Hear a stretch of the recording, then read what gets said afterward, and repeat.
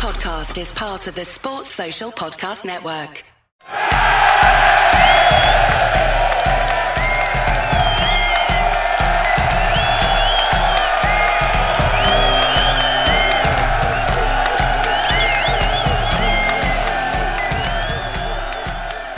Yo, yo, yo, and welcome back to the Banter Boys podcast. My name is Sanji, with me is Elliot. How you doing, boy?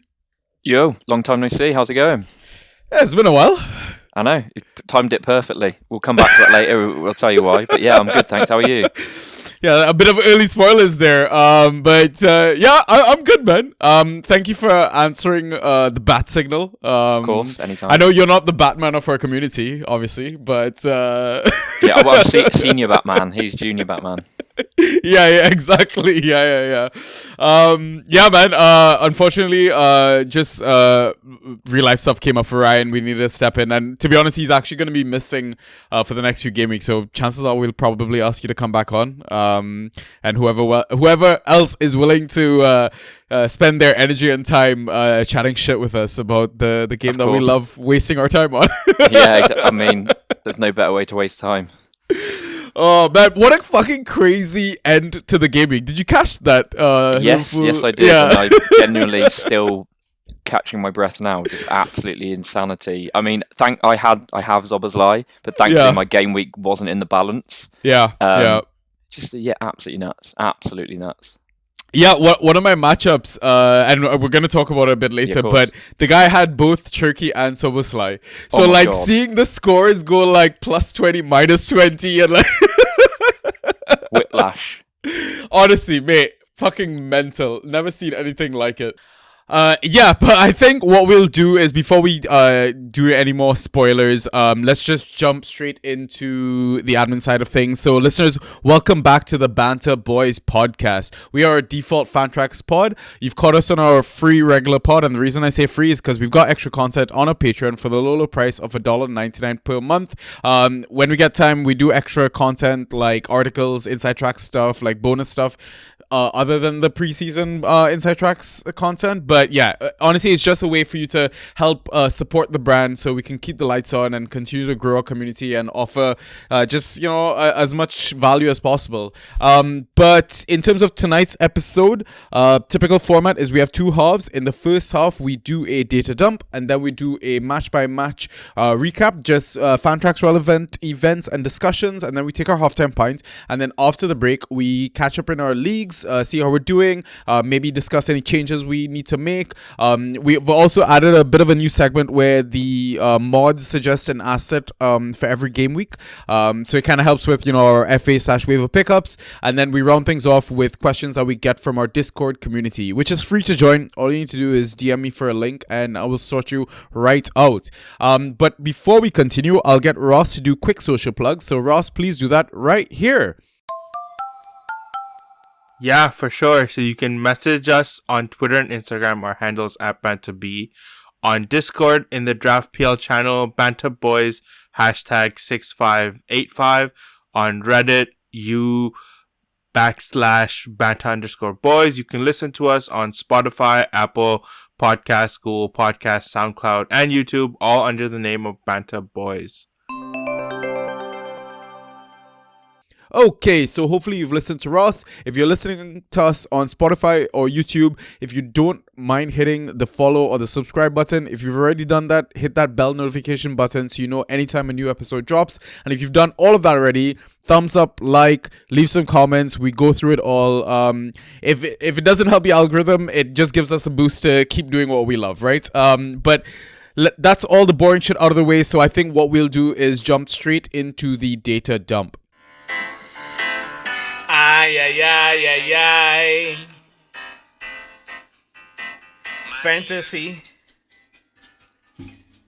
with the Banter Boys. Okay, so we're gonna kick things off with key passes as always, and I guess a bit of a disclaimer because we're recording maybe an hour or so after the Liverpool-Man City game, so some of these numbers are going to update due to stat corrections and stuff like that. But hopefully, it's nothing too ridiculous. So we'll just go with what we have. But yeah, starting with key passes, the highest number recorded in GW25 was 6 by Bruno Fernandes, then 5 key passes by Lucas Perez, which is the Burnley fullback if I'm not mistaken, and then 4 key passes by Adli, Garner, Gruev, Justin, Menu, and Trossard. Thoughts, Elliot? I mean, Bruno was just absolutely electric. I think he was absolutely everywhere. Arguably could have had another assist, at least another goal. 6 key passes, amazing. The Lucas Perez thing is, or Perez rather, has just completely passed me by. So that's wild. I know. Yeah. I guess Burnley very much they went 2-0 down quite early and then just threw the kitchen sink at it. So I can, you know, I can see in terms of sort of game state why that might have happened. Obviously, I think going back to Friday night, which feels like a lifetime ago now, Gruev and Justin just absolutely everywhere and brilliant, and 4 key passes from Justin at right centre back as well in a back 3/5 is just absolutely crazy. Yeah. How about you? What are your thoughts? I mean, Lucas Perez, from what I remember, he takes set pieces and corners. Okay. So it will be interesting to kind of pull up that data. And I know, like, our banter board has kind of fallen to the wayside in terms of the set piece tracker just because of that whole shenanigan that FBref had with Opta and all that, because that's where we were pulling our data. So now I started manually just scraping it and just typing it and putting it in our Discord. So you want access to that again. Just ask me for a link to the Discord, and we just posted in the basic banter chat. And it's easy to find, like, the way I've kind of labeled everything. But outside of that, I think Adli was on corners from what I remember as well when I pulled that data. So that probably helps. Garner's usually on set pieces, so I'm assuming that's where he got most of his points. Gruev and Justin. So I think we should also remind listeners that Murillo and Nico Williams didn't play that match. So Forest weren't really at full strength in terms of their back line. And they had a change in between the posts as well, right? Moreno came in because I think Sells was out injured. So I think a lot of context needs to be taken with how well Leeds have done. And listen, don't get me wrong. Ellen Road is always a fucking difficult place to play, especially an evening game as well. Like, that crowd is like the perfect 12th man. Menu, I think it's very interesting to kind of see him, and we're going to discuss him, I think, in the next segment a little bit. Because, you know, managers are starting to take notice of the points that he's putting up, maybe identifying him as a possible mid-5 option, let's call it that. And then Trossard, I mean, it's no surprise because Sunderland are trash on the road. Day and night, they're home and away form, right? But Bruno Fernandes, man, now that he's, like, stepped into this number 10 role, he's broken the game all over again. And for me, he is, like, the number 1 asset in the game by a large distance, I want to say. Yeah, I think at this point, you look at the numbers he's putting up consistently. I know he had a slight down week last week, but it's ridiculous that he seems to be pulling points out of his backside. And I know, like, 6 key passes. You can say ass. We're not that kind of pod. But you see the 6 key passes. But I rostered Bruno, and I saw 6 key passes. I wasn't even surprised, and that's crazy. I know. That is absolutely crazy. Yeah, he just seems to have completely. And I remember, obviously, when he first came into the game, a lot of it was like, oh, penalties. They're not. The goals aren't all coming from penalties. Like, it's just ghosting out of his goddamn mind. Yeah, I mean, like, for those that see him put up like a 30-point score and you're shocked and you're surprised and like, where have you been for like the past few seasons? Like, if he doesn't score at least 25 points in a game playing in that number 10, I think he's had a shit game. I mean, I wouldn't necessarily go that far, but I think you are looking at him as like you're guaranteeing 10 or 12, and that's the crazy thing. I think partly it helps that the players he's got around him now, like Cunha, will just want to shoot a lot. So, you know, and Mbumo will want to like, he's got players around him that are happy to have a shot, and it doesn't necessarily need to be a tippy-tappy, let's get it right near to the goal. It's just making a huge amount of difference. And he's not even taking all set pieces either, because Mbumo's taken some corners. And obviously he took the corner yesterday that Menu just flicked back to Mbumo at the edge of the box, and that he obviously signalled that before, because otherwise Mbumo would have probably taken that corner. But even and which he's not getting points for that is what I'm trying to say. but he's still putting up these huge numbers. The goal he scored was brilliant as well. I know we're still talking about key passes, but to give him his flowers all round. I mean, listen, I'm in a league where I own Haaland instead of Bruno, and I'm tempted to just throw Haaland at the Bruno owner and just see what they say. I mean, I expect a full-on rejection. I mean, after tonight's match, it might not be completely full-on. Yeah, so obviously Haaland had... Yeah. I think Haaland ghosted pretty well. He was on something like 17 before the penalty with just an assist. So if there's ever a time to do it, might be now. Well, you might regret it if this is Haaland finally coming back to life. Yeah. And like, I'm sure such a late win for Man City is like the perfect catalyst for a title challenge as well, right? So very exciting time in the league at the moment. All right, let's move on to shots and how many were on target. Highest sum of shots attempted was 8 by none other than Bruno Fernandes himself with 2 on target. Then 7 shots attempted by Fleming, a Burnley player who had 2 shots on target. And then finally 5 shots attempted by Salah with 0 on target. A lot to unpack here, Elliot. Thoughts? I mean, yeah, it would be good if people could hit the target. That would be a good one. Looking at these, I think there would be some blocks in there probably. I think the Fleming one is interesting, similar to Lucas Perez. It's a game state thing there. You know, they were 2-0 down really early doors, and I guess looked at West Ham, you know, as a relegation rival. I think probably West Ham have moved away from... Burnley and Wolves are done at this point. But I think it was very much right, if in doubt, shoot on sight and just see what happens. I think they probably had a thought that Hermanson was in goal rather than Areola. He's been poor early this season, so you know, maybe they're thinking we can get at him. Salah having 5 shots and none on target is surprising because usually he's pretty clinical. He's washed. Your words, not mine. But I guess with those numbers though, it's encouraging that he's getting shots away. You'd like to think points are coming. It's crazy that the lowest of 3 is 5 shots. I know it's none on target, but that's still crazy because usually we're talking in, you know, 3s and 2s here. So that is really interesting. Yeah, for me, the biggest takeaway from this is that, well, actually the last 2 categories is like, hey, we can also target West Ham. Yeah, good point, actually. Even though they've been playing much better. Obviously, crunch mark next week. I think they're against Manchester United in the, you know, will he get a haircut derby. Yeah, exactly. So it's one where it's like, do you want to target West Ham and Man United win? And unfortunately, we have to see that man with his normal hair. Or do you want... Well, I just wanted to end like this stupidity. I think he that's why I want United to win. Yeah, probably. But I mean, his fame continues if United don't get the win, right? So that's true. But I think if you asked him, he comes across as a nice enough guy that didn't necessarily want to be famous. He thought this is a funny thing to do, and then it's all got very out of hand. But to go back to targeting West Ham, I guess we still can target West Ham, but then weirdly, West Ham are a team to like an undervalued team at the same time. It's like a double-edged sword. Yeah. And I mean, it's similar maybe with Forest, and I know they've not kind of popped up here, but you know, Morgan Gibbs-White, for example, having such a shit start to the season, now they're at the phase of the season where it's a must-win game. They're gonna try and get as many shots off, create as many chances, and like even though they might be losing games or having bad performances, you might still see players like Morgan Gibbs-White put up like round 2 value scores.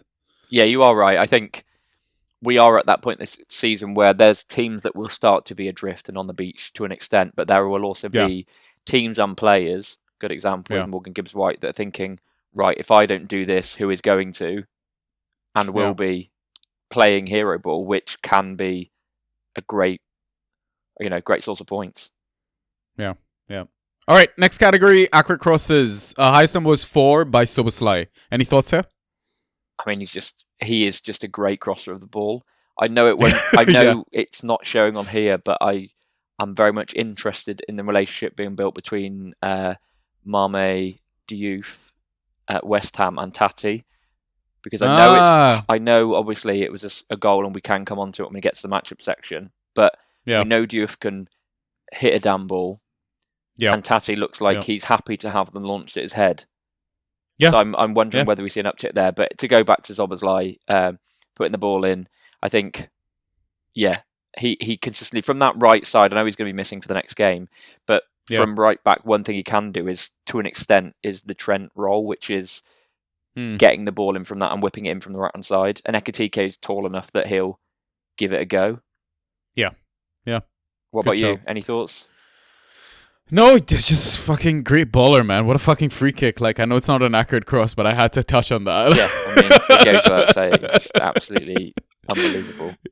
Yeah, insane player, yo. Alright, final stuff from Data Dump is the outliers for the extra categories. So tackles one, highest number was 5 by Caicedo. Dispossessions a high of 5 by Aronson from Leeds. Interceptions a high of 4 from Rodri and Rice. Clearances a high of 12 from Struijk.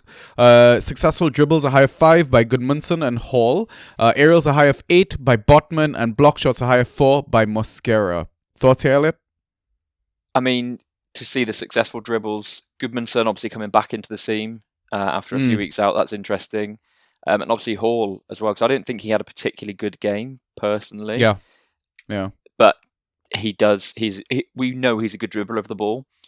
Yeah. But even when he switched to the right-hand side, I think when Trippier came off and Byrne came on at left-back and was still putting up good ghost points to an extent. I know he didn't score particularly well compared to how he has before, but I think he got 4.75, but with a yellow and conceding 3. So you're still looking at double-digit ghost points. That's definitely an interesting one.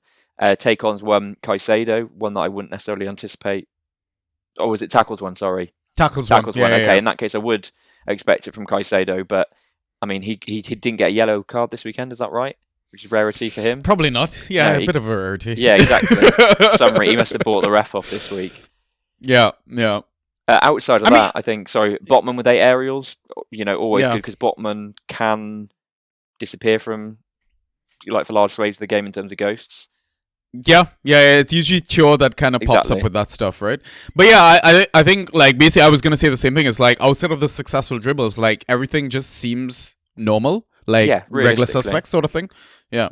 I mean, just a shout out, to be fair, Struijk with 12 clearances is pretty great, considering how good how good Leeds were as well. It's surprising that he needed to make that many. Yeah, but I also think it was you put in a bit of game state, right? Yeah, After Forrest true. got that first goal, they threw on Tolman, Luca. They really just started to throw the kitchen sink at everything to get a result. I want to say they could have done a better job, because at some point, like what was it? Aina was just taking random shots from outside the box. They were being a bit wasteful, etc. So yeah. But other than that, I think it's fairly normal. So now what we'll do is move on to our next segment, which is the match by match recap.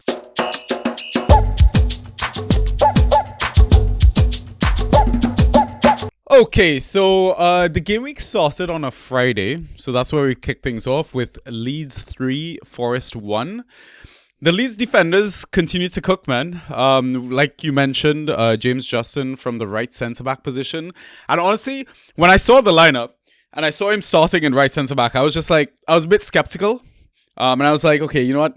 I've got Struijk already. Let me not double down. But I should have also thought, hey, it's Ellen Road. It's an evening game. Maybe should go on him. And also, the surprise thing was Longstaff being benched, even though Stark was missing. So, like, obviously, we mentioned in the Discord and we were chatting about it, hey, James Justin is probably going to be on sets. And I think that alone was probably a reason to take a punt on him. But in terms of the Forest team, like we mentioned, no Murillo, no Nico Williams, and maybe that was also another sign to kind of punt against them. And the only positives I want to take from Forest was the fact that Hutchinson and Luca came off the bench and did well. Yeah, I think it's an interesting one, because I think it was very much reasonable to expect, with Stark being out, Longstaff, and failing that, even Buonanotte, which is, again, not even on the bench, which is really interesting. Yeah, I think I hold my hands up. I had Justin last week. I didn't have Justin this game week because I was expecting Goodmanson to come back and arguably him to lose his place, because I know Bijol is coming back into the team as well, so I wasn't sure whether he was going to hold it. But yeah, the halftime sub threw me, man. That's what threw me, and of course, caused me exactly and Ryan to drop him. I dropped him as well. Exactly. Yeah, exactly the same. But I think, I mean, congrats to all those who went with him. I think he's just showing himself as just super versatile. If you're a Leeds fan, he's just super versatile, playing anywhere across that back line, be it right hand side, left hand side, or one of the centre back positions. Yeah. And also just getting involved, because there was a couple. He's just getting in the box as well at random times, which is just crazy. Yeah. Sort of different from the James Justin we saw at Leicester. I think Yeah. I guess Leeds generally just deserve kudos for just being super solid and just churning out a really professional result, actually. I think in terms of Forest, yeah, like you said, Murillo being out and Neco Williams definitely made a difference. But I do think, I mean, Hutchinson coming on, but their starting lineup wasn't very exciting in terms of you looked at that squad or that starting lineup, and it did feel like a Sean Dyche, I'm going to hopefully try and grind out a draw team rather than I'm going to put players on the pitch that are going to make things happen. Yeah, I mean, Abbott even starting, right? So yeah, and Abbott was an interesting one because I thought, it could be that he goes well. Obviously, it's fair to say it didn't go too well for him. If we talk about the fact that Bogle scored, and so did he was on the left hand side, right? Who? No, Bogle played in front of. Yes, that's what I'm saying. No, Abbott was on the left hand side, right? Oh, Abbott would have been on the left. Yeah, there you go. Yeah. So you've got Bogle and Justin both getting goal involvements coming from that right hand side. That's a great point. Suggest Abbott didn't have a great time of it. But I do, I think it'll be a different proposition with Williams. Abbott was actually on the right hand side. I think Aina played on the left. Aina, there you go. Aina got goals. Yeah. I mean, Aina didn't have a great game, but I wouldn't still blame either individual, be it Abbott, be it Aina. I still think it's a combination of I'll be honest as well. Goalkeeper as well. And Morato is not a good player in my opinion. Like, no, I know there was some talk of some teams being in for him in January, and I don't know why they didn't just get rid and bring in someone else. They're going to they're buying people left, right, and centre anyway. I don't know why they didn't make that move because every time I see him, I'm just, especially compared to Murillo as well, who's just this really classy player, and Morato's just not that guy. Massive drop off, man, massive. But I mean, let's focus on the positives. Hutchinson and Luca, are these not options that we should be considering probably rest of the season? Well, Hutchinson, I think we've had a bit of a love affair with him on-off this season already. I think the issue is he had that role in the team where he was starting and he was largely ineffective. He had a couple of goal involvements but wasn't necessarily ghosting, and it feels like if he's not careful, he's actually playing himself into one of those finisher roles. I think the Luca one is going to be interesting because he feels like a perfect player for Dyche in that position. Yeah, but then just Igor lump Jesus it to the big guy. Yeah, exactly, just a lump, get him up there. But then Igor Jesus has been really prolific, isn't the word, but like in Europe and things, he's been really efficient. I think is the word I was looking for, rather than prolific. And I think it'll be one of those where I can easily see where he's benched, they play Luca, and then Luca does nothing for 60 minutes. Then Jesus comes on and contributes for that half an hour because of the work that the first one has done. 60 minutes, so it might well be. I'd definitely be looking at him because he's got the attributes to, be picking up points just by being in and around that space and being a big guy. Yeah, but whether that translates to points again, reliable asset. Yeah, exactly. That's playing 90 minutes. That's the concern, right? Of course, it is. I agree with the early subs. Yeah. Okay, cool. Let's move on to Saturday then. First game was United 2, Spurs 0. We talked about Bruno in the number 10 being a cheat code. Question from this one though, is Kobe Mainoo, and I mentioned it earlier in the pod, is he an asset that we should be considering stashing on our roster, keeping on our roster, or is it more so, oh shit, I need a guy to start this match or this game week. Alright, let me just grab Kobe. I have a view on it, but I'm going to put it to you first because I know you're keen to talk about it. So after you. I think I would lean the latter. I think he's more a get out of jail card if I need one. I agree. And I think the fact he's playing, pushing on 80 plus 90 minutes each game is definitely encouraging if you're, backed into a corner. I think of worst assets because they did look really fluid. This week, and I don't know if you watched Match of the Day, but on Match of the Day last night they had a good piece about the way that the manager had set up with basically Cunha and Bruno's 210s, Ahmad wide right and Mbeumo wide left, and sort of Spurs didn't seem to know who to pick up and at what point, and that sort of also allowed Kobe to be drifting in as well.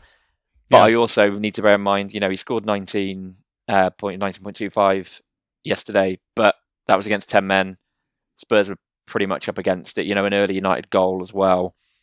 So I do think that sort of game state did play into it a bit, but I do think you could do far worse. if you look at who would have been in that position before, if it wasn't Bruno, say they had Casemiro and Ugarte, you wouldn't be thinking, oh, I really want to get Ugarte in. Whereas with Kobe, I think I'd happily pick him up as knowing he's going to play.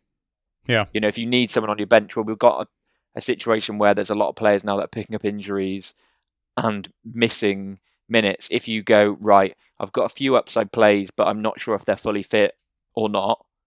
Yeah. I think there's worse players you can have on your bench than Kobe.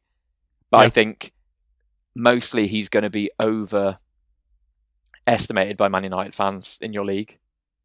Yeah, I think. Yeah, and I mean, United fans get carried away when one of their assets does well. Of course they do. I mean, as well. all fans of big clubs do, but I think we saw it when, as soon as Carrick came in and Kobe Mainoo was sort of reinstated into the team, and there was like people shouts in the Discord like, "Oh my God, pick up Kobe!" And I look at them like, based on what? Like, I know England fans like the guy, and it's really exciting to have a young player that's doing well, but it's like. Why are you all of a sudden like, oh my God, you have to go and pick up Kobe? It's like, but why? I mean, that being said, next game week we talked about United facing West Ham. True. I think Kobe is a reasonable punt just because of how bad West Ham are. I certainly think. Defensively. Yeah, like I said, all of that being said, I'm not against him. You know, people picking him up, but I certainly wouldn't be going, oh, I'm going to trade him in if someone's got him in the team. It's like just let him exist on another team if he's there. But if you need a mid, I can think of worse, because there's a chance, especially if we've got Bruno taking 8 shots this week. Yeah. Right, Kobe's going to be feeding him some of those balls. Yeah. So that doesn't, you know, if you're getting 2 points for every key pass, all he has to do is pass to Bruno a couple of times, and Bruno just have a shot from distance, which I imagine he will be doing against West Ham, and you're picking up ghost points. I'm talking myself around here. Pick up Kobe Mainoo. Well, the thing is, I'm not spending fab on him. That's I think the baseline point. 25%. Get him on that. No, I'll happily, if you're looking for a player for a punt and you're thinking, right, I think he's fine to spend $1 or $2 on, right? But I wouldn't be rushing in to spend, come wading in and go big on him. Yeah, exactly. From a Spurs perspective, Solanke's stinker, I feel like, is an opportunity for you to trade him in. Like, Odegaard owners were very unlucky. He got the start. We know how good he goes when he plays, and it's all because of Romero's stupidity. They had to make a defensive sub to bring Dragusin on, and obviously, Odegaard was the sacrifice. But yeah, Gallagher was another option. I'm just wondering whether he's worth a trade in as well. He's showing a really, really good floor at the moment, but unfortunately, he plays for a really shit team, so his attacking returns are rarely going to come, in my opinion. Yeah, I think I'm not wildly interested in Gallagher. I mean, I know he's got a good floor, and I know he's got previous, especially at Palace, performing quite well. But I think if you're going to look at the capital you need to spend to bring him in, just because I think someone will have spent a little bit on him fairly recently, I personally don't see the value there. Like, I agree that the floor is good, but I think if you look at a player like that and you think, right, who would you rather, Conor Gallagher or Lewis Cook? Yeah, like I'm not gonna kill my budget on my team for Gallagher. I'd rather stream Cook. There you go. I mean, streaming Cook, I think you're lucky if you're able to. But my point would be, if someone owned Cook and someone owned Gallagher, I think it's going to cost you more to get Gallagher. But so my point being, he's got a decent enough floor, but it's not as if he's got crazy upside with it. I know he scored well last week against City.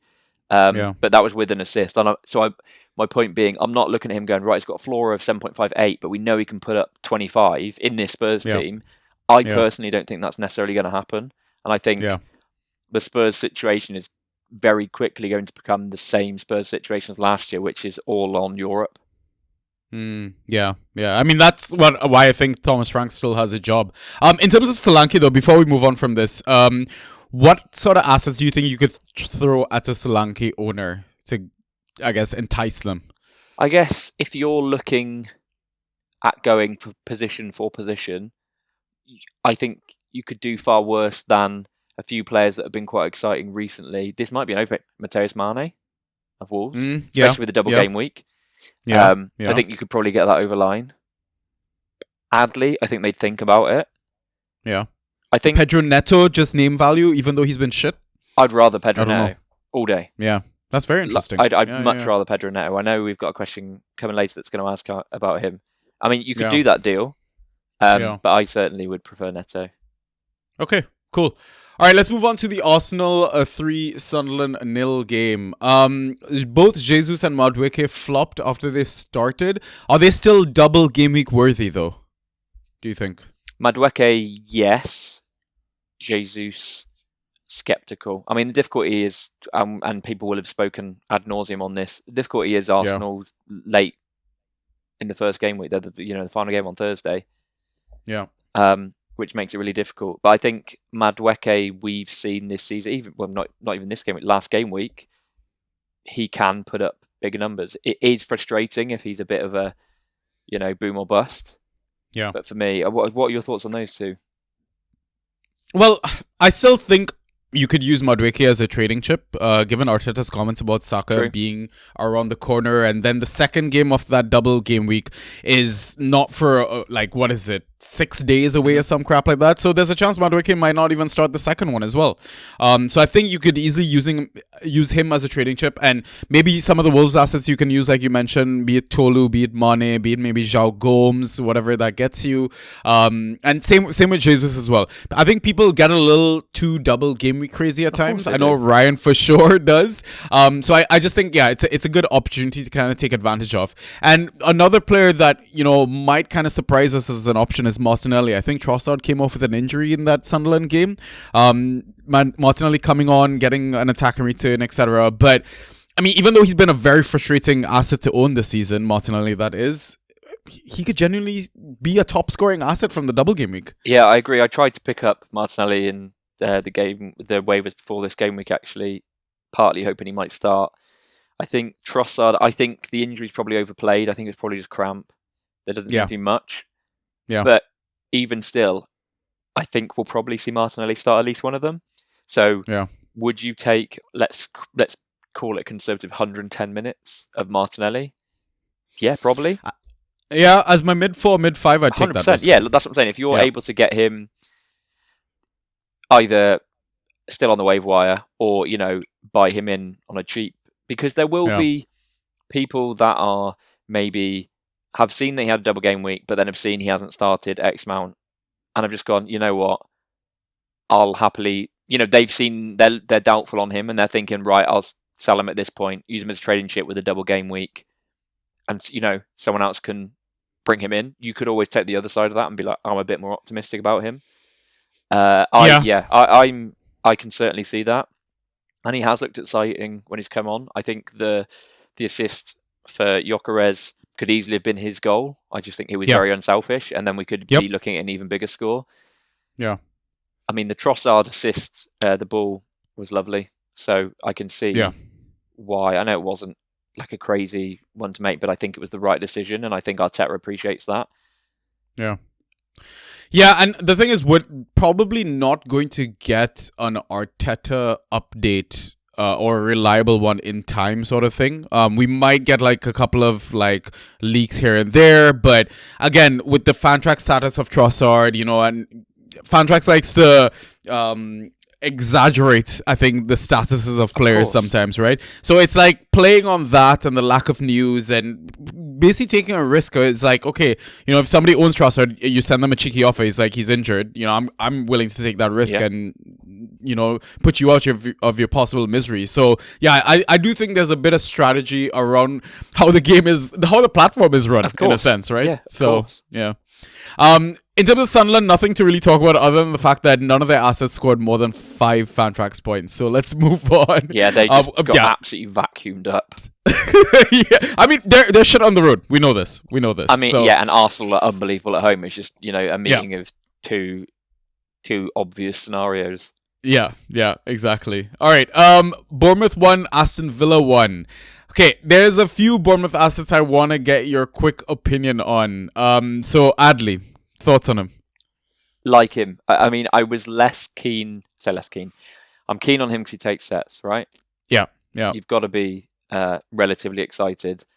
I'm slightly mindful that Ryan could eat into those minutes at some point. Bradley Gannon Doak probably, I don't know when he's back, but might do at some point. Brooks, it does feel slightly like it's a perfect storm right now. Now that I think about it, with those assets that are out. But I think you can do a lot worse than him picking him up on the cheap if you can. I say on the cheap, but I don't think he's going to cost you a huge amount just because the name value isn't necessarily there. And, people might be panicking with Tavernier coming back soon. Yeah. Blimey, that attack is going to be very crowded very quickly, isn't it, if they all come back? Now that I think about okay, be careful with Adley then. Maybe just ride till the wheels come off. Yeah. I mean, one player that probably doesn't get affected is Cook. Maybe he loses the sets, I guess, from Tavernier, but in terms of minutes and slots, you still expect him to be in and around the team. Is he very much a streamer, though? I personally think he should be owned everywhere. Okay. Well, 10 teams or more, because I just think he is your plug in and play mid. If your stud is missing. Yeah, exactly. It's just one of those where he's not going to be unbelievable, but you'll be like, right, I'm probably going to get 7.5, 8 points from it at the worst. Yeah. So it's like I'll have him there, and it might well be that you've gone. I know it's not the same, but say for example you had Cherky today. Yeah. And it was nearly a kickoff, and he didn't play. You go, I could do worse than Cherky's not playing. I'll put Cook in. Yeah, or rather Cook than one of these goal-dependent forwards, right? I mean, in the league, yeah, there are a lot of forwards that come in and they look exciting, and you think, they could get a goal. Look at Castulas today, Babis. Yeah, I streamed him. I was like, he might get in amongst it. Did absolutely nothing. Yeah, exactly. I'd rather, you'd rather. I'll bank the 8 points. Move on, thank you. Yeah. Next, James Hill. Love him. Scoring really well, Love it. ghosting really well, getting attack returns. Senesi seems to be suffering because of him as well. Good. Yeah. I was against Senesi this weekend. Good. Yeah, so enough said about Hill. Evan Nilsson, a player that got a lot of flack for the first half, maybe 2/3 of the season, because we've gotten this far sort of thing. Yeah. What to make of him, man? Was it just he needed Semenyo to leave and things to kind of just shake up for us to finally get the value out of him? Overhated. I mean, I think if you run back on the tapes, you'll hear me from a long time ago saying, right, Evan Nilsson, I'm not going to sit here and say he's a great player, unbelievable. He misses a lot of chances that he shouldn't. Yeah. But points-wise, you can do a lot worse. And I think people will have been able to get him... he definitely got dropped in a fair amount of leagues. Get him for super value. I think they can be really attacking, so why wouldn't you want the spearhead of that? Yeah, one of the most exciting teams to watch in the league, man. Exactly.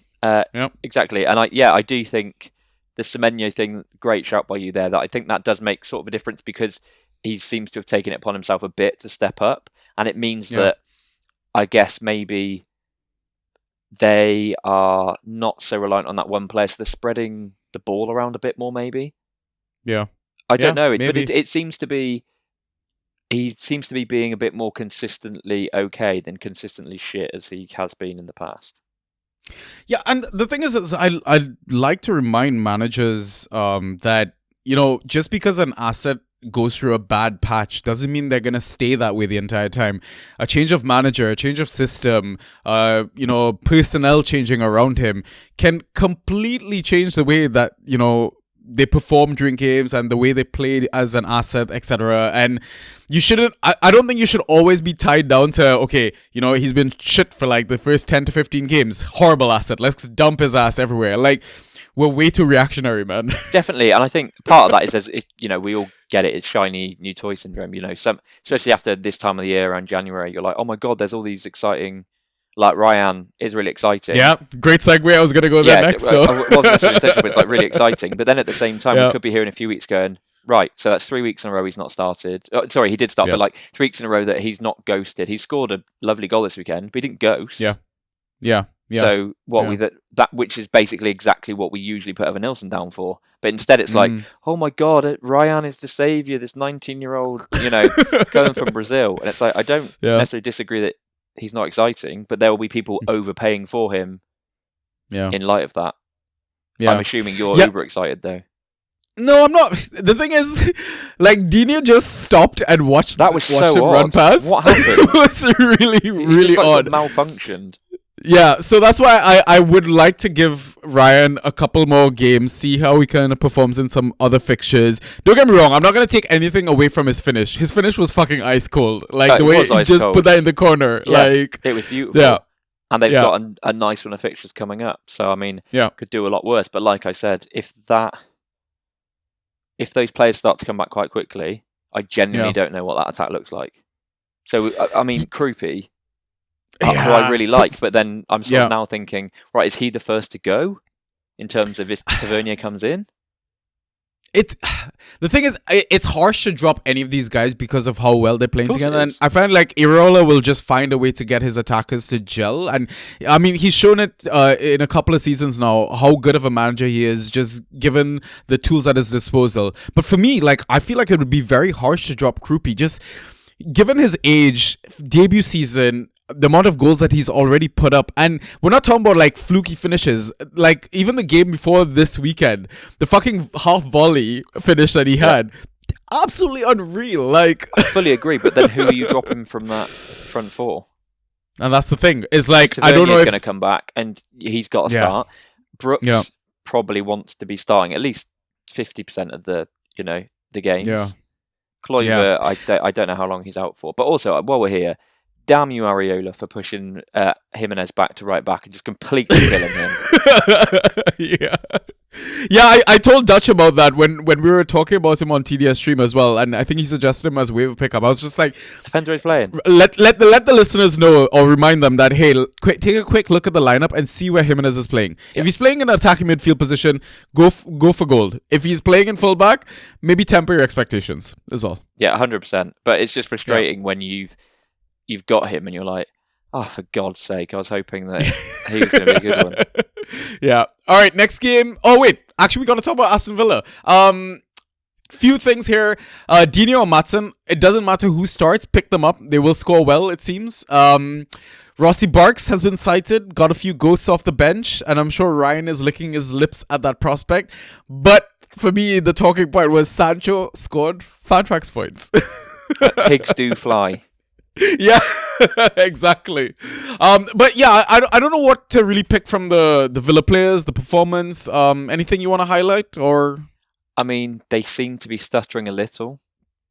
Yeah. I mean, Watkins did nothing, but interesting that even though he might not have been at full fitness, Emery was like, no, I need you straight back in there. I think there was a lot of people a couple of weeks ago with Tammy were like, oh, Tammy's the saviour. He's going to come in and Watkins is going to be benched all the time. I don't think that's going to be the case. I think he's going to be taking minutes from Watkins, don't get me wrong. Yeah. But Watkins is still very much the de facto number first 9 choice. Yeah, he is. Yeah, but I'll admit, I fully expected Tammy to start this weekend. I genuinely didn't think Emery was going to throw Watkins right back in. I mean, I didn't want to talk about sleepers, but yeah, carry on. Hey, they still managed to put up a respectable score of 75 Fantrax points, so I'm going to take that win. Yeah, that's fair. So the next game, Burnley 0, West Ham 2. So again, we kind of discussed this already, but yes, we saw all the West Ham assets do well, but again, is this just a bit of Burnley tax, and should we not get carried away by the performance and just assume, hey, okay, I can start any West Ham player now? Yeah, I certainly don't think you can start any West Ham player. I mean, I shouted out before, I'm interested at Diouf. I mean, I've been sceptical of him in the past. I wouldn't be wild about him, but I think you could do worse punt-wise. I mean, I'm just looking at their run now. It's not great necessarily, so maybe I do hold that back. I think, Bowen still looking pretty solid. Somerville looks red hot, so I'm certainly excited there. But I think a lot of people for this weekend, in terms of West Ham, would be streamers. Like Tati. I mean, he's scored, took that goal really nicely, but I wouldn't be going wild for him for the next few game weeks. And same thing with Disasi and Mavropanos. Mavropanos. Yeah, that's the one. Mavropanos. Like you're right. Yeah, whatever, mate. I don't speak Spanish. No, it's funny. If you're in the Discord, you get that reference. Yeah, it's not pure xenophobia, sorry.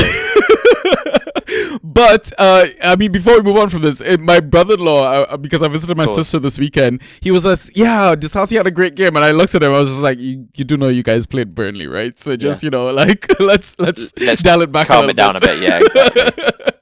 All right. Next game, Fulham 1, Everton 2. Jimenez, man, I feel like he's an asset that we've barely spent any time talking about. And it's that time of the season where he's just been chugging out points consistently. Yeah, I think that's the perfect just chugging along. Like in terms of, I think a lot of people would be at certain times be like, is he a drop because this is the other person? He's my forward 3 and this other guy might be more exciting. But I think when you actually look at it, it's like on pens, knows the league inside out, has exciting attacking players around him. So like will just pick up points now and then, will like reliably be pretty more often than not will be good. And I also think there's partly something when I say he knows the league well, I think there's to an extent because he's been in the league so long, he becomes like background furniture and people just sort of overlook some of his good qualities. You sort of just get to the point where you're like, he's been around forever. He's not pulled up trees in a while, so I'll just like write him off rather than sort of revisiting where he is right now this season. They're sort of reflecting on maybe the last 2 seasons where he's been a bit more lackluster. Yeah, and I mean, I'm sure people also throw his age around as a factor, right? 34 years old, it's definitely something to kind of consider, but he's kind of just aging like wine. Yeah, I mean, and good for him because he comes across as like a really just decent pro. Yeah. 100%. Yeah. In terms of Everton, we saw Keenan Dewsbury Hall return and with a bang as well, getting a goal and assist. But Branthwaite was a player that has returned from injury. We saw him start last game week. I don't know how the community is kind of split over him in terms of excitement, etc. Because we know for the past few seasons he's been somewhat of a reliable asset, but obviously benched this game week. Is he a drop? Is he a stash? What are we doing with him? So, in terms of IRL, I think Branthwaite is potentially, if he can keep his fitness, brilliant player. But he's never ghosted that well. Like he hasn't. I've rostered him in previous years where you've been like, oh my god, he scored okay under Dyche when they were just keeping clean sheets. But he doesn't massively ghost. Like he's obviously next to Tarks, who's just a ghost magnet. And I know Keane is a ghost magnet as well, or can be. But it doesn't seem to be that it's a plug in whoever you want in that position and they do ghost, because he just doesn't. He's more of just a bit more of like a graceful player in terms of, can play the ball out, reads the game a little bit better, almost like a Saliba sort of situation rather than an all action, I'm just picking up points. So for me, I'd happily drop him, even if he's cut, and I wouldn't be rushing to pick him up if he comes back into the team next week. Yeah, I don't know how do you feel about it? Yeah, I agree. I dropped him in all my leagues when he was benched. I'm not sure if I made smarter decisions after I dropped him, but yeah, I think he's a drop. So no, I think it's for now anyway. Especially, they're not gonna rush him back because he is such a valuable asset, both to them longer term, but also financially. Yeah, agreed. All right, next game: Wolves 1, Chelsea 3. Angel Gomes, I don't know, like another Gomes. After basically. What you just said to me about the West Ham centre back, I'm not getting involved. A Gomes, let's call him that. 9.5 ghosts. Is he an option that we should be monitoring? Let's say 100% should be monitoring. Yeah, I think it's difficult to assess based on just that one game because obviously it's against Chelsea, who are a good team but aren't brilliant. Quote unquote. Yeah, quote unquote. Should be a good team. I think it's interesting.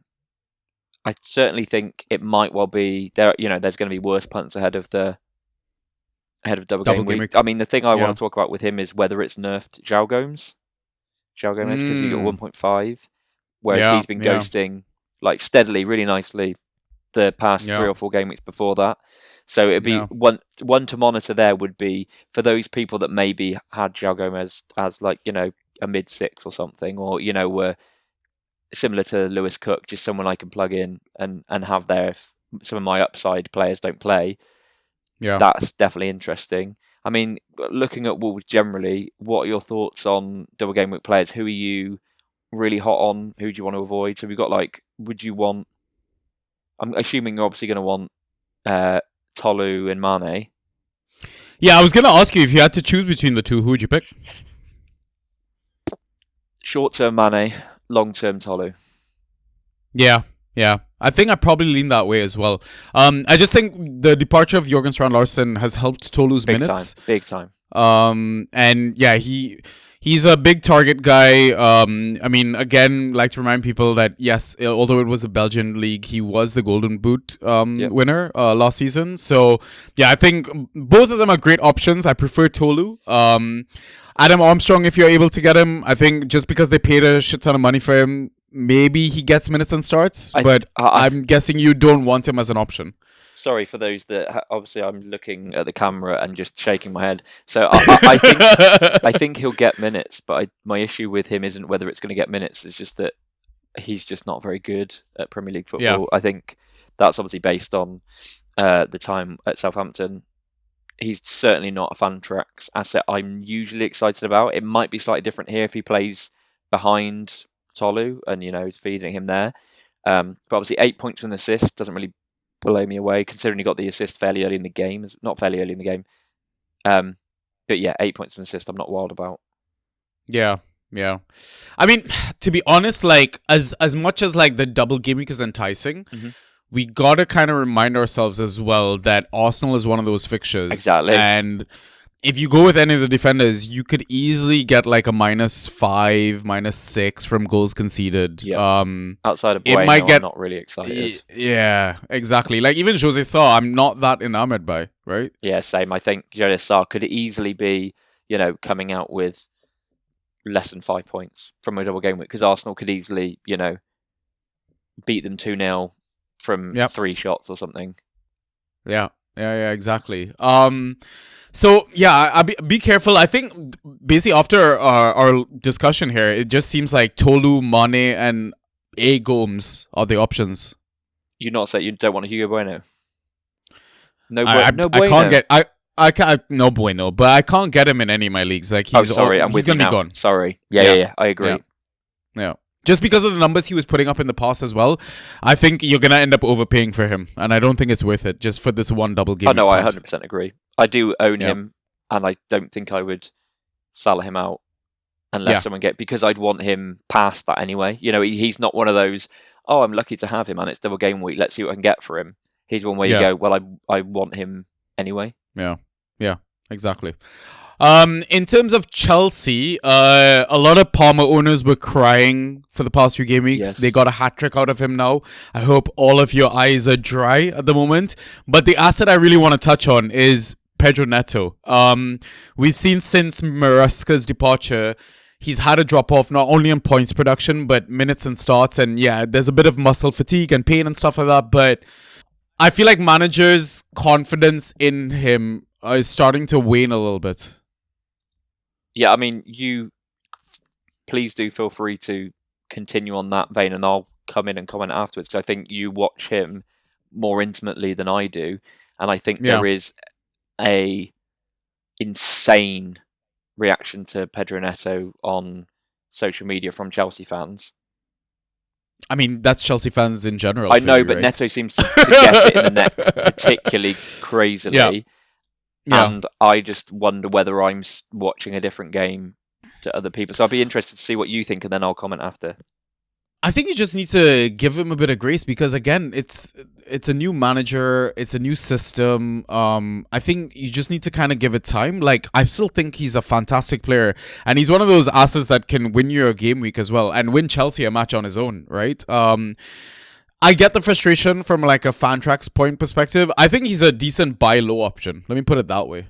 Yeah, so I guess my view is, so I've got Pedro Neto in both leagues that I'm in. Well, I say, the Bash League, which is a bit of a fun league, and probably, and I'm good with him. Like, he's taking set pieces.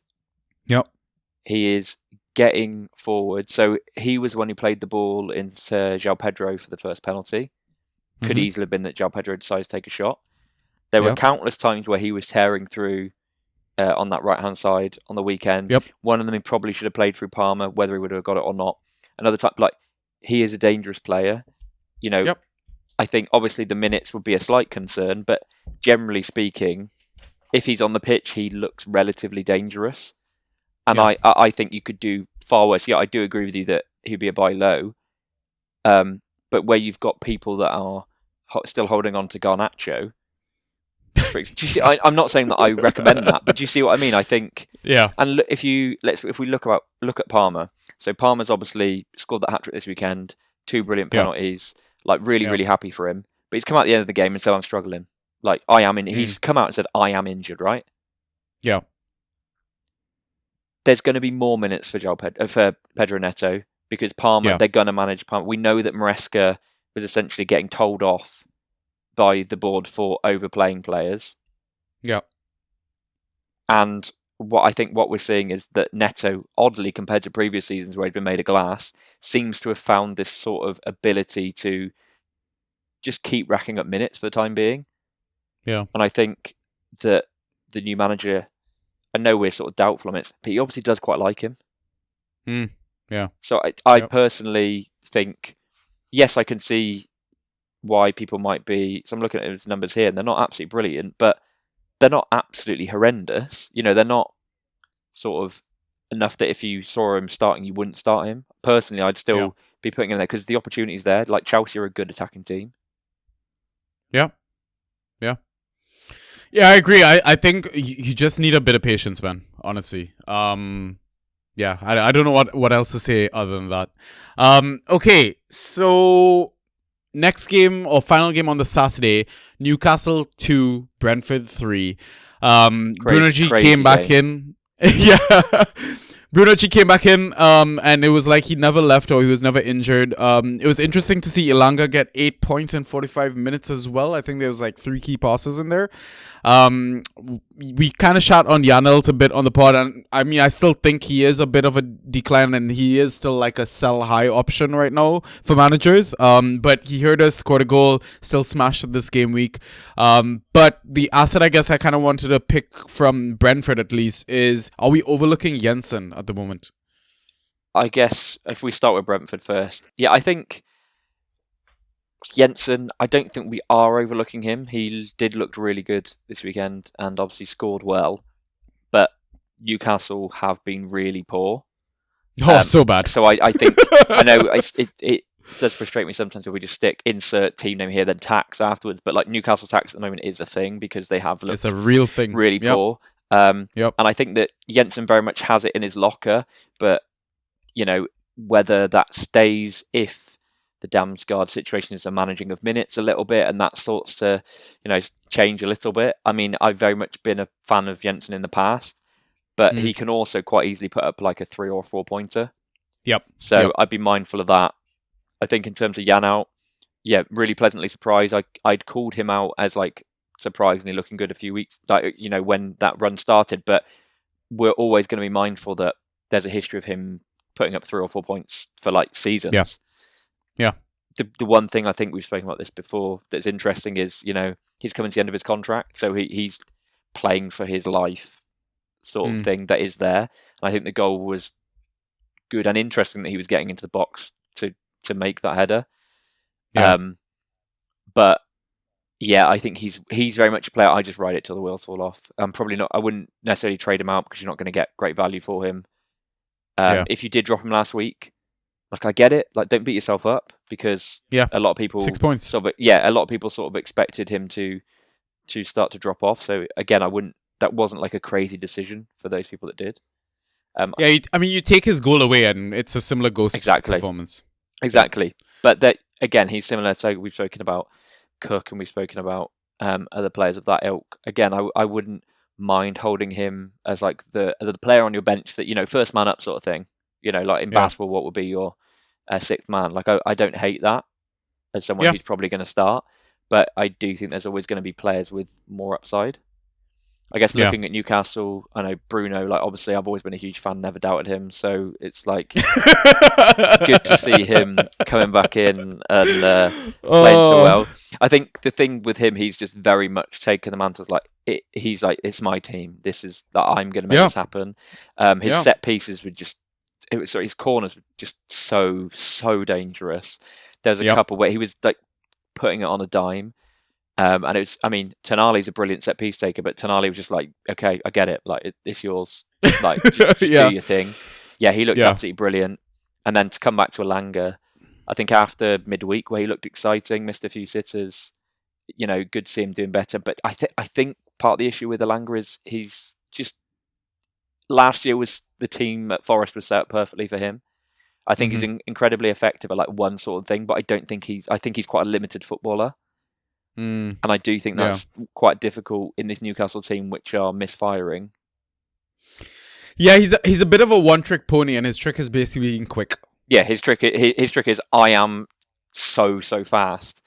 Yeah. But outside of that, there doesn't seem to be a huge amount technically that he's necessarily, he's not good. I'm unbelievably fast and can whip in an amazing ball. It's like I'm unbelievably fast. If I get into the box, I'll give it a go. But again, I think it's probably a confidence thing as well. Yeah. Yeah, and before we move on from Bruno, obviously your favorite player in the game, if we knew that he was going to be on corners and on penalties, basically being a Bruno Fernandes light, upholding the namesake at this point, he would have been drafted a lot higher in leagues, I would say. Yeah, of course he would. I mean, 100%. I think it's interesting because if you look at previous seasons, he's had purple patches that we've discussed before, and he's been, he'd maybe float around like a 9 points per start. That's just like a random number out of my head. Like decent enough, but not going to blow you away. So it's interesting that has charged. I think some people would sit there and go, he's always been a great asset. That's bollocks. He's always been a pretty good asset, and now he's looking brilliant. Yeah. But yeah, I think if you were to be drafting again now, you'd be taking him probably in that horrible point of the second round where you're like, oh my God, they're either going to be bang on or crap. And he would be 100%, because he's just become the guy. Yeah, exactly. All right, now we move on to Sunday's games.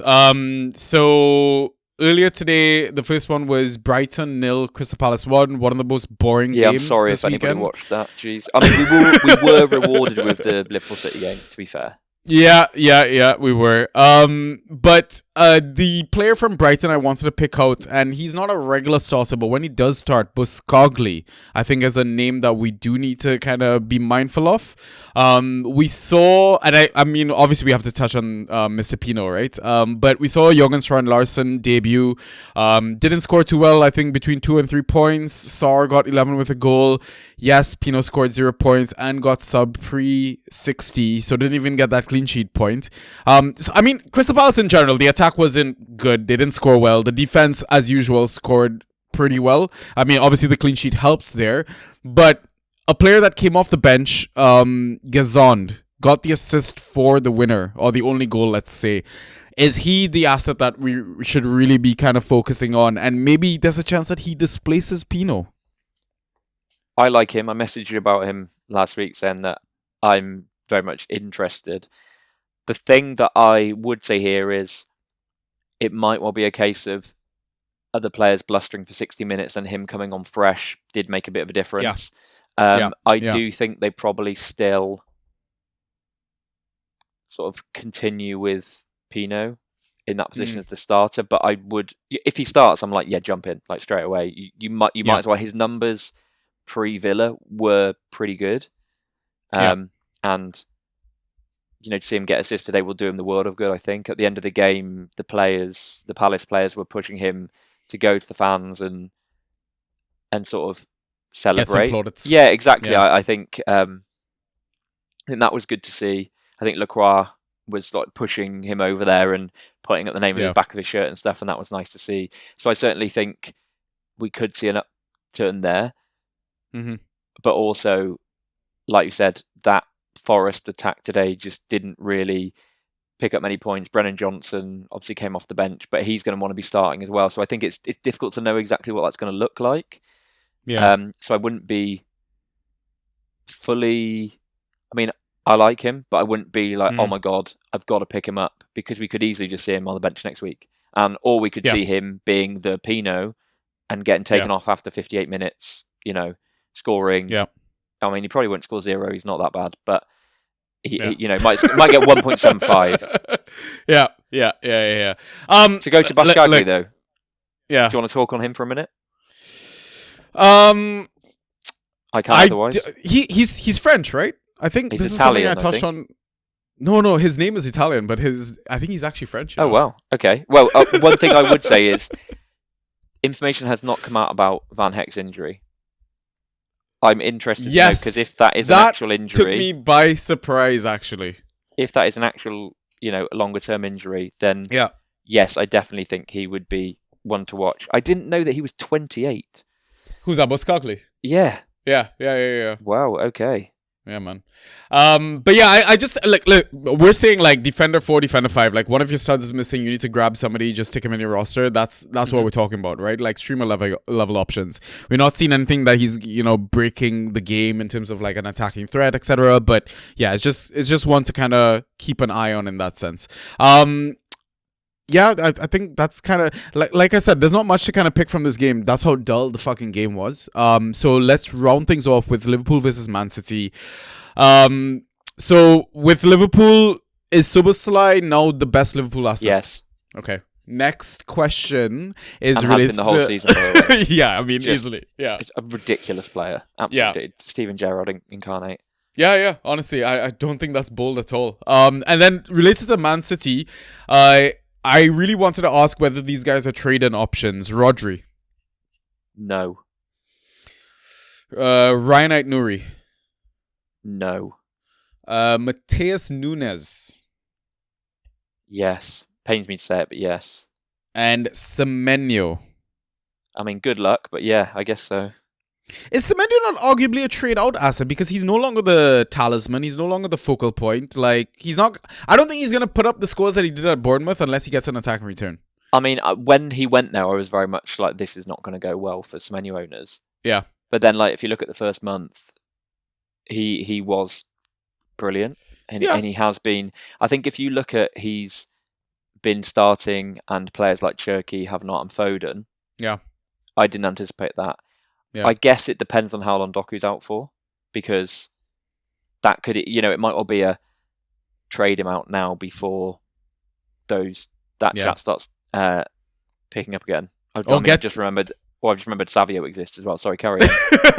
I mean, he's alive. I don't know if he's a Fantrax player we need to consider. I mean, honestly, if you're Semenyo, no, you might as well try and bring in Doku. So yeah, exactly. Or maybe offload him to the Doku owner. What are your thoughts on those ones? So if we do it to you, trade in Rodri. Rodri, I'd be tempted. I mean, you look at the last few scores, 13.75, 9.75, 7.5, 4.25 is obviously a stinker, but they should have lost that game against United 5-0. They didn't play good at all in that match.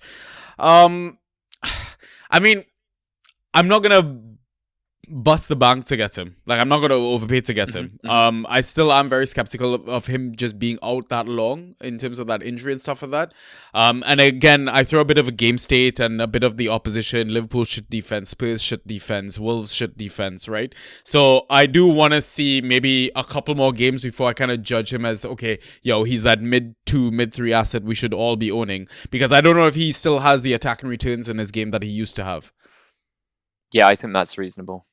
And Ryan Ait-Nouri, I mean, I don't trust Pep Roulette. Mateus Nunes, I think I've just kind of come around to the point that, you know what, even though Pep called him brain dead, he's actually still a decent fantasy asset.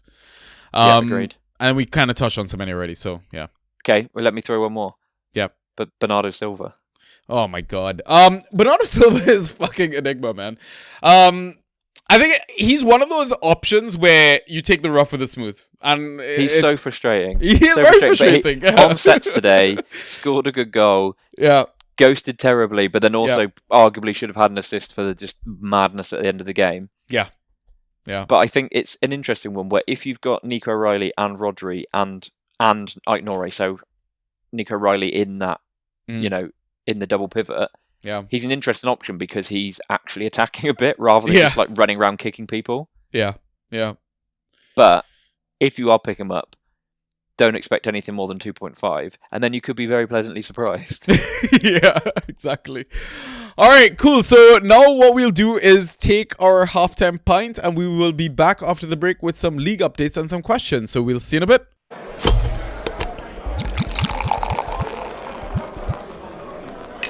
And we are back.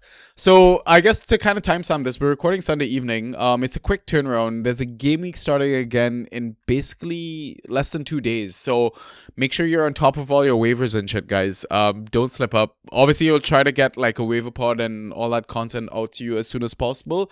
But yeah, we're not gonna waffle on too much longer, so we'll jump straight into the league updates. All right. Elliot, talk to me, man. You're only in one league in DPL, so I think what I'll do is let me give my IGL update first, and then we'll both touch on DPL. So IGL, and I've got to do this live just again because of the quick turnaround. I didn't get time to like add this into my notes and stuff like that. But I lost 123.75 to 127.25. Yeah, it's never a good feeling when you score that many points and you end up losing your game week. But in terms of the good, Luca Digne, Chris Richards, Pascal Stroik, Bruno Fernandes, Declan Rice, Orokodare, Valentin Castellanos, who we lovingly call Tati. Yeah, all bunch of double-digit scores. I guess my only regret was playing Madueke over Bruno Guimaraes, and the reason that happened is I was still very skeptical about Bruno Guimaraes being fit and being able to start that match. So I thought, you know what, let me go with some show starters ahead of him. Madueke has been on set pieces.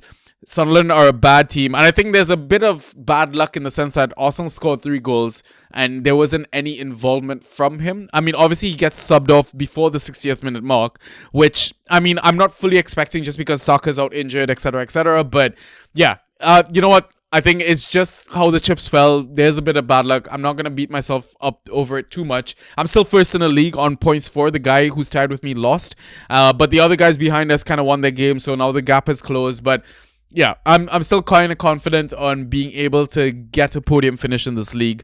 Waivers would not have cleared in these leagues, so not really going to touch on it. But in terms of, I guess, dissecting the roster a little bit, and this is one of the discussions that we had off air, and I think we can maybe quickly touch on it. Obviously I have James Ward-Prowse in this team. I have Jeremy Pino on this team, both on the bench. Don't be too scared, guys. James Ward-Prowse, the under 21 killer.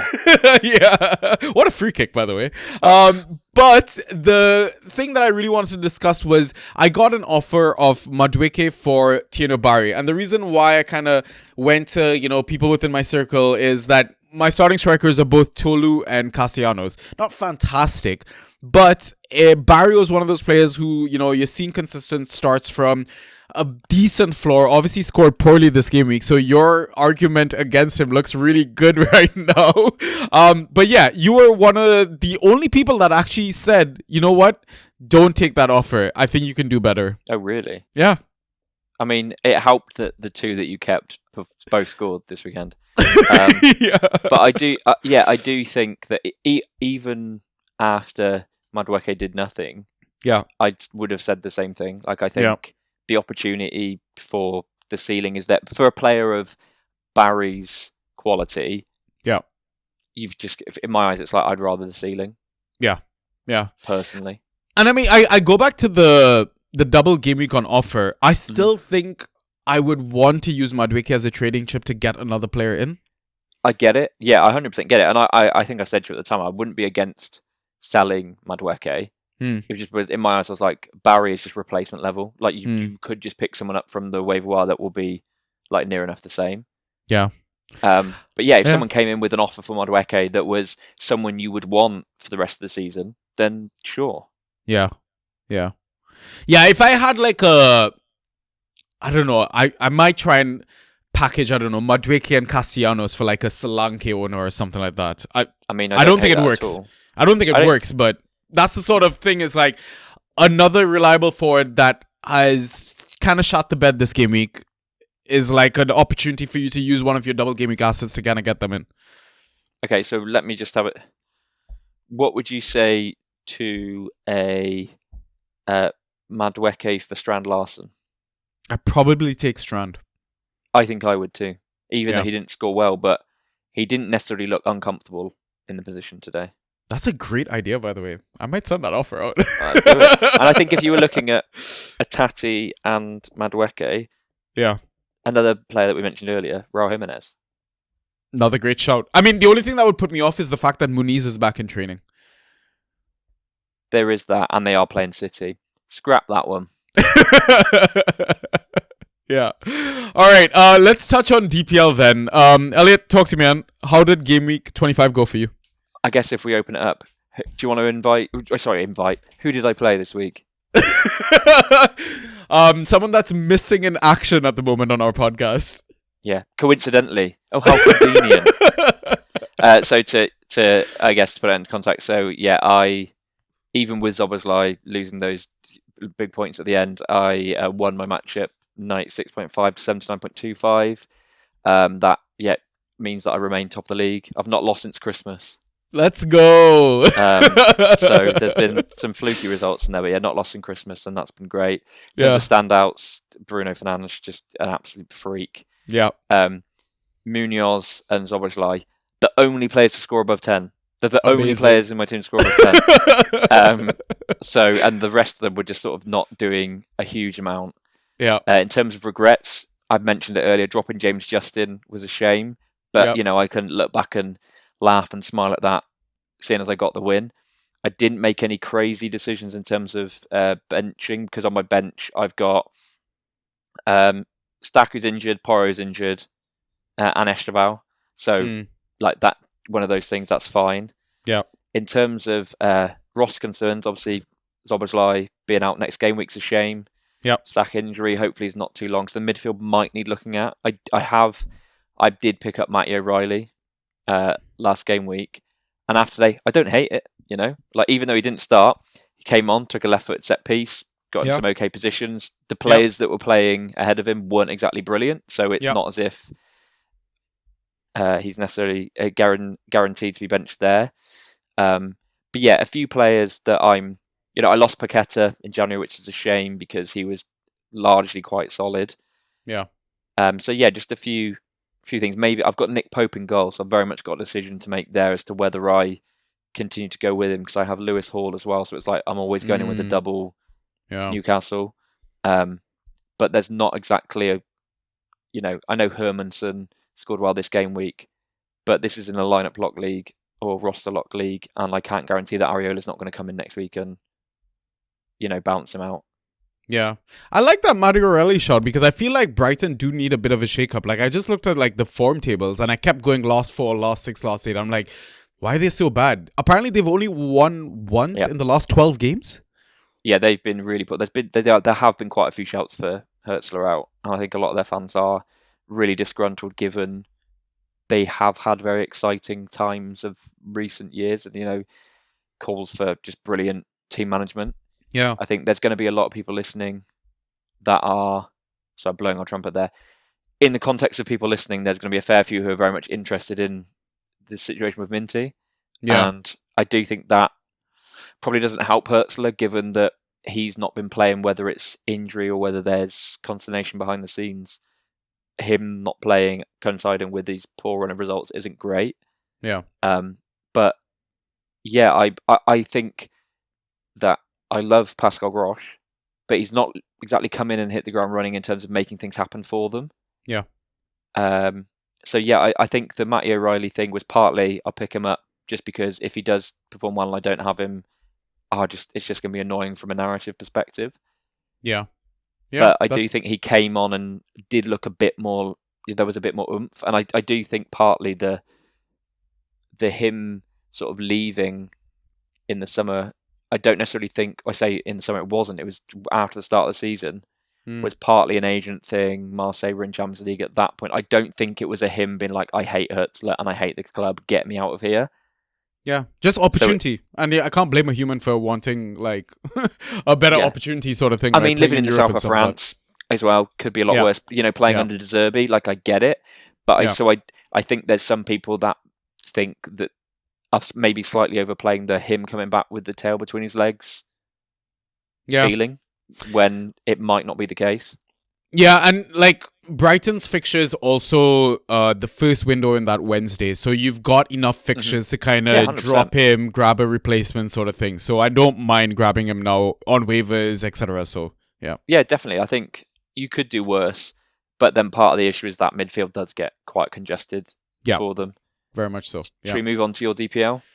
Yeah, so I genuinely thought I had lost this game. Like, I wrote it off completely because I was down, like, I think 30 points or something going into it. And I had Pino just got a 0, and I had Donnarumma and Haaland going into it. And I was just like, I mean, there is a chance, but then the way the game was going and Szoboszlai scoring, and then City just looked like they were going to give the trophy to Arsenal. I was just like, you know what? I'm just going to accept it. And then the madness just kicked off at the end. And somehow I fucking pulled off a win, 95.5 versus 93.25. Like, I'm still behind the two leaders who are tied, like 11 points behind them. But I'm still trying to fight for a podium finish. You just got to keep it running, right? Yeah, exactly. In terms of the good, Gigi Donnarumma, I picked him up a couple game weeks ago. And despite City not keeping clean sheets, he's somehow just kind of ticking along. I mean, that save towards the end. Save? Oh my god. That alone deserves like 5 Fantrax points or something. Yeah, that was like such a good save. Yeah, really, really good. I mean, listen, he's world class, and we saw a true example of it there. Other performers for me, Luka Digne, I saw him start, I grabbed him, I was just you know, he shits ghost points. Pascal Struijk as well got double digits, and then like I said, Erling Haaland rounding things off with the goal and the assist. It was so upsetting as well because the yellow card. Fucking hell, mate! Like. Yeah. I was down, right? And then he got I needed that exact penalty goal, and I was like up 93.25 versus 93, and then the fucker took his shirt off, and I was like, I hate this game. I genuinely hate this game. You're like, I'm happy for you, man, but this is not okay. And then what got me over the line was that fucking GG save. Really? Yeah. Love it. The drama, Christ. Honestly, yeah. To tip off this NBA season on FanDuel, you can choose your own rewards, which means you can play your game any way you want. I get to choose my rewards? Yep. Great! Now, excuse me while I lock in. All customers choose your own reward right now in the FanDuel app. 21 plus and present in select states. 18 plus in Kentucky. Opt-in required. Rewards are non-withdrawable. Restrictions apply, including bonus and token expiration, leg requirement, and max wager amount. See full terms at FanDuel.com/sportsbook. Gambling problem? Call 1-800-GAMBLER. But yeah, happy to get the win there. In terms of regrets, no real regrets. Like, even though, yes, I started Pino, got his stinker of a score, like, my bench is an injured Marcus Tavernier, and arguably he could be a drop. Injured Anton. Yeah, that's what I think. It's like you can be patient with an asset like that, especially when he was on sets, on penalties as well. Yeah, in Semenyo's absence. Yeah. Obviously, James Ward-Prowse is a whole different therapy session and pod in its in its entirety. But then on my bench was Strand Larson and Mukiele. I was not playing Mukiele versus Arsenal. And then Strand Larson I didn't play because my other strikers were Barry and Watkins to go along with Haaland, right? So I've arguably got a forward that I can potentially trade out to maybe get in a midfielder option, because I lost Grealish in this starting 11, and he was one of my darlings, like my mid ones, all that sort of stuff. So yeah, I mean, no regrets really. Roster concerns is it's just, you know, we're at that point of the season that players are just dropping like flies, man. And maybe I need to be a bit ruthless in terms of like my options and my calls. But I guess the concern is it's probably time to drop Pino from this roster. Maybe not my other ones, but from this one. You're a brave man.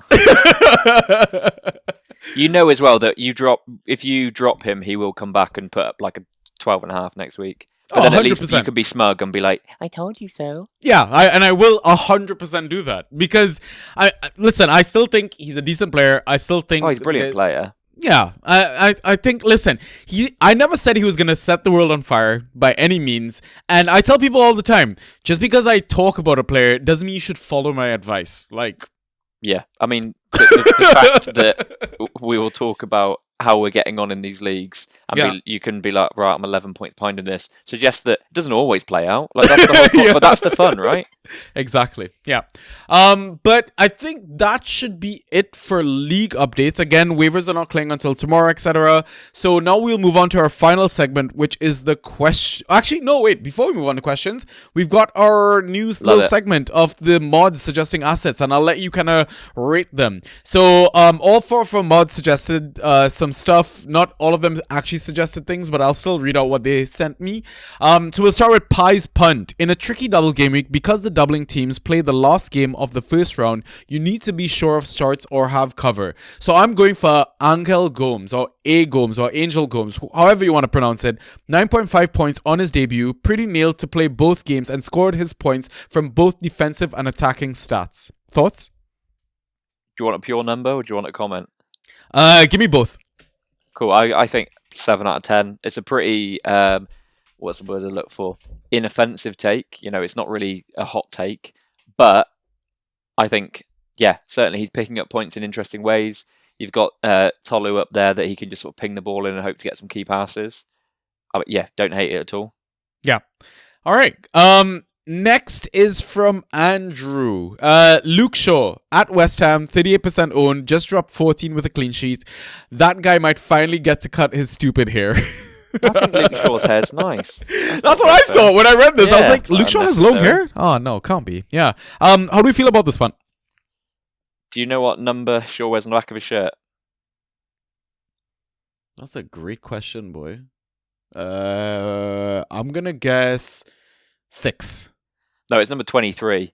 Completely irrelevant. I was just going to say, I think it's a poor shout. I'm not having that. 3 out of 10. I know he scored well this weekend, but I think that Spurs probably would have scored if they'd had 11 men on the field. Yeah. And I think West Ham, I expect them to score personally. I think United should win. Yeah. But I think the way that West Ham have been playing, I wouldn't be surprised. And Luke will be coming up against Wan-Bissaka, who will be up against his old team, and I think that will play into it a little bit as well. Yeah, I still don't trust that United defense. No, and if you are going to play someone there, I genuinely think I'd argue even rather Lissandro Martinez than Shaw. I was literally because he's distributing quite well. Yeah. All right, next one is from Tasha's Tempter. I'm just going to recycle last week's Ryan Vitor Simplicio Rota. 43% owned and added goals to his stat sheet this week. Seriously, go get him. I like him. I think he's super exciting. I do think there is a shiny toy syndrome situation going on here. Yeah. But if he's starting, hell yeah, roll him out. Yeah. And let's see what they got. So they've got Everton away. Yeah, I can think of much worse options than that. Yeah. I like Ryan. Oh, I guess we give it a number. Yeah. We'll give that an 8. Nice. And then finally, message from Naru. Out for dinner. Mrs. Naru won't allow me to analyze. Sorry, guys. Absolute bullshit. 10 out of 10. No, he should be sacked. That's a disgrace. I mean, he should be sacked if he doesn't post a picture in the Food Frenzy channel. That's all. That's a fair comment. But also, it doesn't allow me to analyze. Just throw a name, bro. Like, it's really not that deep. Just throw out a name. All right. So now we'll move on to our final segment, which is the questions. All right, so we've only got a couple of questions, both from Sweetness McBossman, so I'll read through them. What do you think is wrong with these players recently? Are you concerned about them going forward? I mean, speak of the devil, we talked about him already. Pedro Neto up front.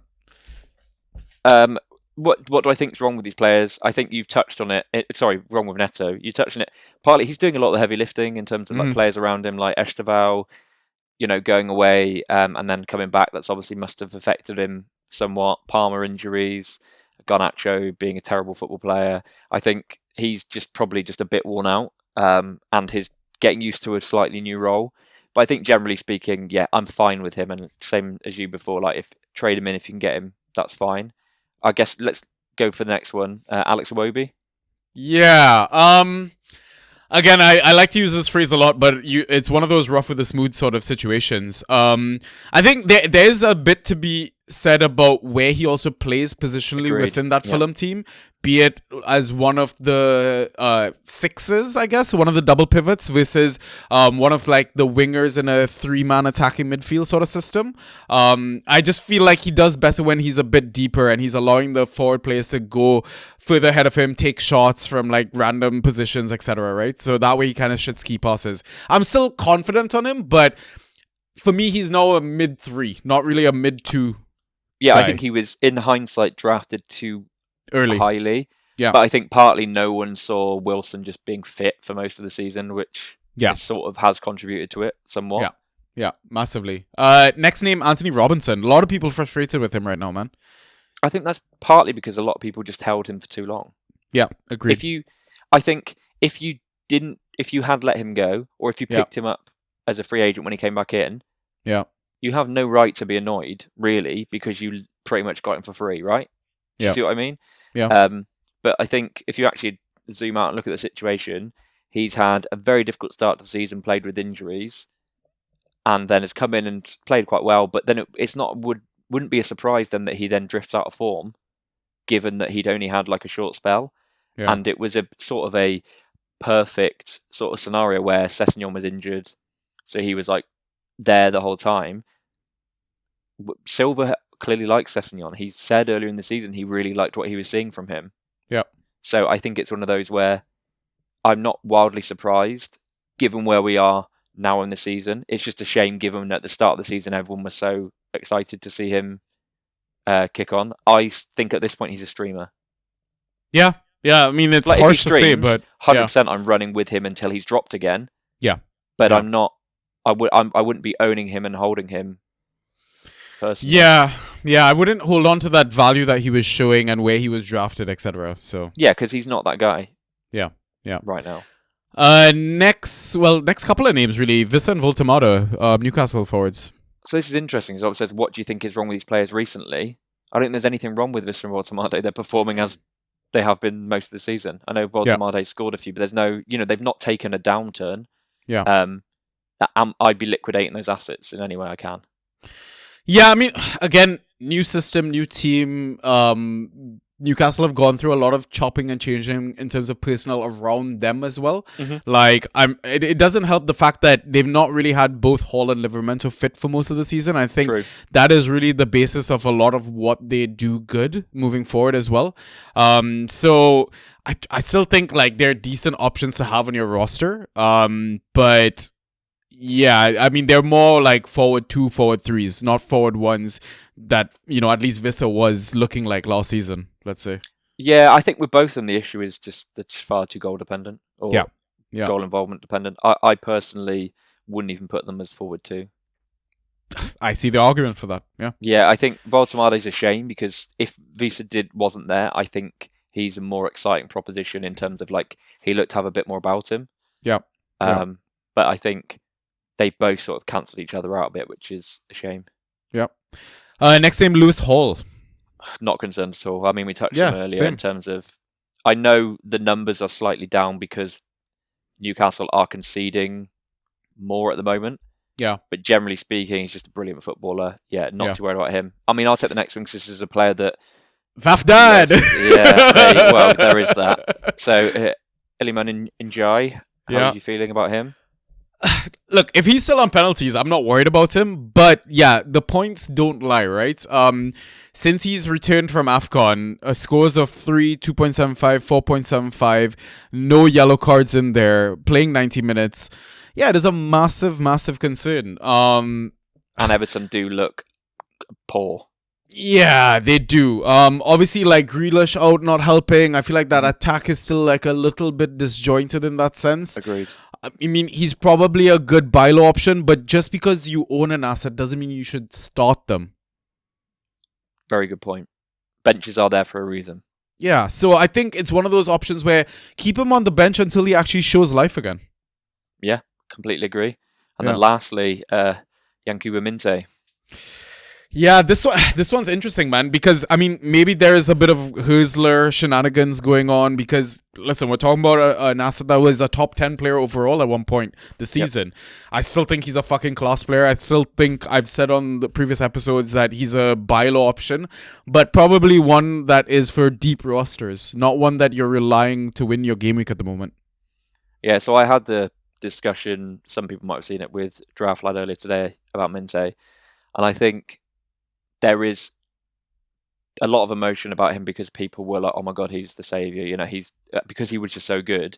Yeah. And then like this real annoyance with Hürsler to not play him, and then there's, is he injured? Was there a falling out? What's going on? And I think it's too easy to just say it's just injury, and you buy him low. I mean, personally, I wouldn't be rushing out to pick him up. Obviously, I wouldn't be dropping him, and I think the upside is massive if he does play because he's a brilliant footballer. Yep. But I still think you're going to have to pay more than the potential value, because in terms of, I say potential value, he could potentially go massive, but also he could potentially be that Hertz just says, you know what, you're going to be riding the bench for most games for whatever reason.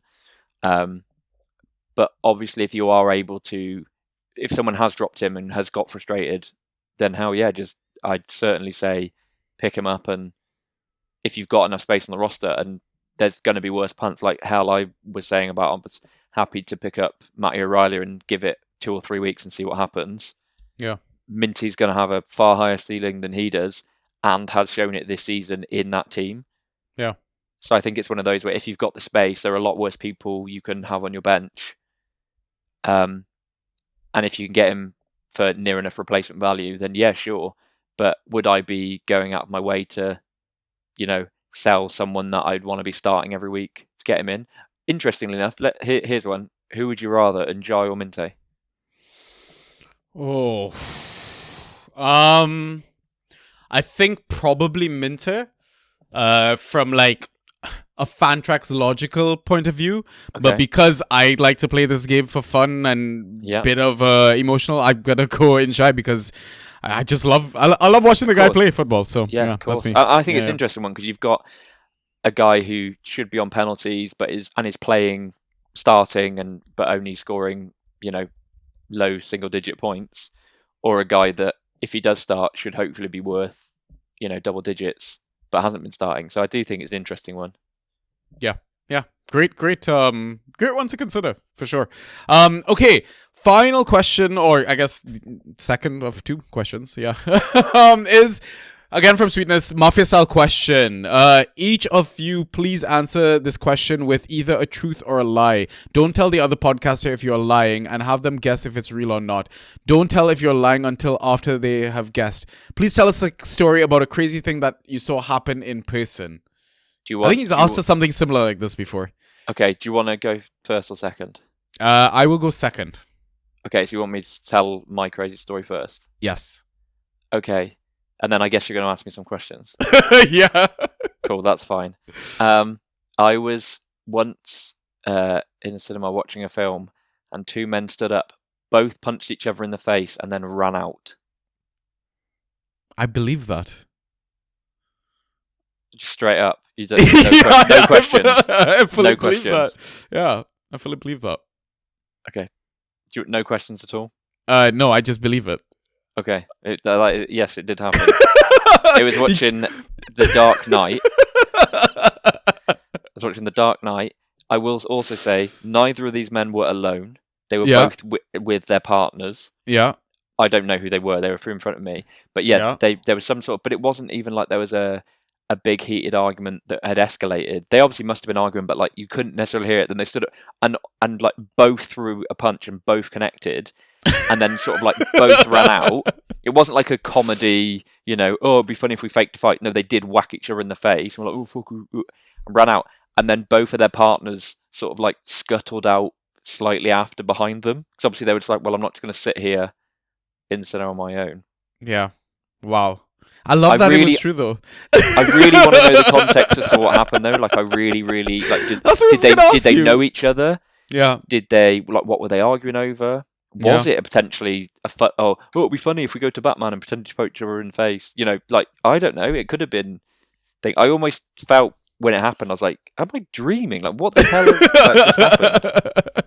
Imagine it was part of the actual movie or something. Like there was like a free giveaway or something. Yeah, this is when someone goes, oh no, when it was in cinema, that was very much a thing. Like that happened in all of them.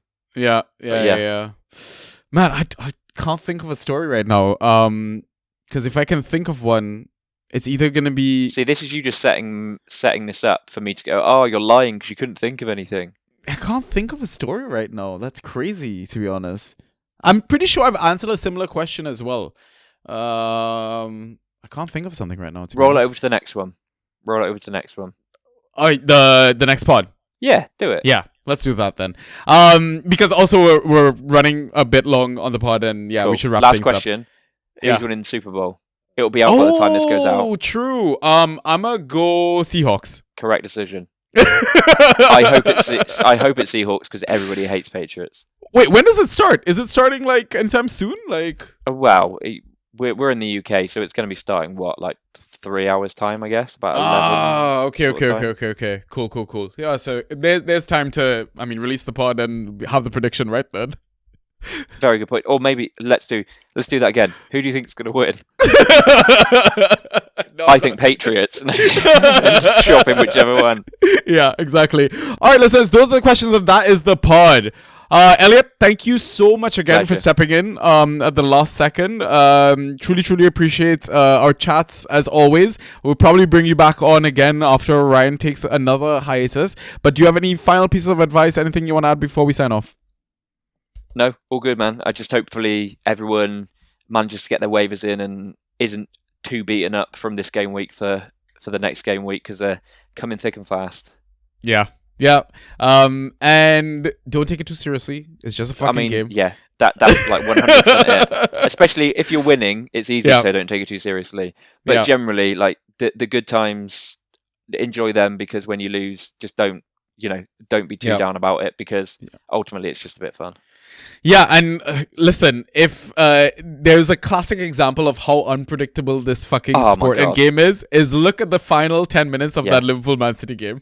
Yeah, exactly. That is 100% it. The best part about this game, and if anyone's listening to this and it isn't in the Discord, like join the Discord because I genuinely think the best part about it is just talking nonsense about it all the time. Like that is the funniest thing. Because without that, if you were just doing it on your own, it is easy to get down about it. But if something silly happens and you're like, oh my god, there's always going to be someone else that's going through something funnier or sillier. So 100% get involved. Yeah. All right. Then Elliot, I think I will maybe see you in a few weeks on the pod again. But until next time, peace.